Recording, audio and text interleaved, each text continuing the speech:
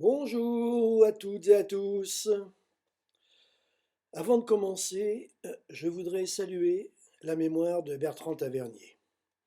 Je sais, tout a été dit et écrit cette semaine sur ce très grand monsieur du cinéma. Aussi, je ne retiendrai que ces mots de Martin Scorsese, qui résument, à mon sens, tout Tavernier. Je cite: Bertrand était tellement passionné qu'il pouvait littéralement vous mettre KO. Il restait assis pendant des heures et des heures, argumentant pour ou contre un livre, un film, un cinéaste, un musicien ou une décision politique. Au bout d'un moment, terrassé, vous vous demandiez simplement: mais d'où lui vient toute cette énergie? Mais voilà, allez, salut l'artiste.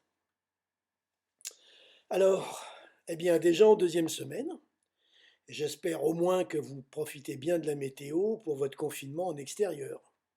Et puis on se revoit à la mi-mai, non? Et pour moi, les jours se suivent et se ressemblent, avec toutefois un peu plus d'animation. Plus de chiens-chiens dans la rue, également des visites, des enregistrements des conférences de la mairie, des stages de formation au métier du cinéma, et même des tournages en extérieur sur mon parvis. Eh bien vous voyez, je vois du monde et je m'ennuie donc pas. Et comme promis, aujourd'hui, je vais vous parler de danse, d'un spectacle assez exceptionnel. Boris Charmatz, danseur et chorégraphe, formé notamment à l'Opéra de Paris et au Conservatoire national de musique et de danse de Lyon, était l'invité d'honneur du Festival d'automne 2020. Et il avait prévu de terminer en beauté avec La Ronde, une performance dansée réunissant plusieurs milliers de personnes au Grand Palais autour de 20 danseurs interprétant des duos extraits de ballets classiques et contemporains. Mais la pandémie a contraint le chorégraphe à revoir ses plans. Il n'a pas voulu renoncer totalement à l'événement, qui s'est alors déroulé à huis clos devant les caméras.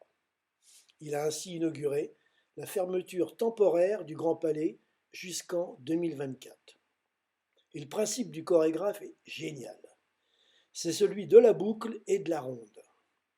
Un danseur A danse avec B, lequel rencontre C, puis C danse avec D, et ainsi de suite. Et cela de l'aube jusqu'à la tombée de la nuit. 12 heures durant, 20 couples de danseurs, de comédiens, de musiciens vont se succéder dans une boucle répétée 4 fois sans discontinuer.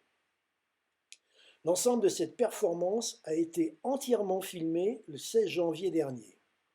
Et les meilleurs moments ont été rassemblés dans un film d'1h30 que vous pouvez voir sur le site de Culture Box, la chaîne culturelle éphémère de France Télévisions. C'est un moment vraiment exceptionnel. Et maintenant, passons au jeu. Alors, il était si difficile que cela, le film de la semaine dernière? Parce que vous n'avez été que deux à trouver Chronique des années de braise de Mohamed Lagdar Amina. Et après tirage au sort, c'est Anne Le Gros-Pérol qui remporte les 2 places de cinéma. Et c'est ainsi que s'achève le jeu de la saison 2. S'achève? Pas tout à fait, puisqu'il vous reste encore une question subsidiaire que voici. Depuis le 7 novembre dernier, vous avez pu voir chaque semaine 21 extraits de bandes annonces de 21 films. Ces 21 films ont tous un point commun entre eux. Tous, sauf un. La question est donc, quel est l'intrus parmi ces 21 films? Allez, c'est à vous de jouer. Et il y aura bien sûr 2 places à gagner pour celle ou celui qui auront trouvé la bonne réponse. Et pour la saison 3, je vous ai préparé un autre jeu qui débutera la semaine prochaine. Alors patience, je vous en dirai plus. Et voilà. Ce sera tout pour aujourd'hui.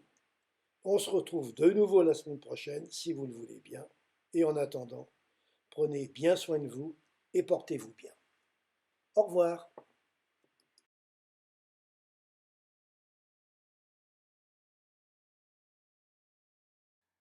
Eh bien voici les 21 affiches des 21 films dont je vous avais proposé des extraits de bande-annonce depuis le 7 novembre 2020.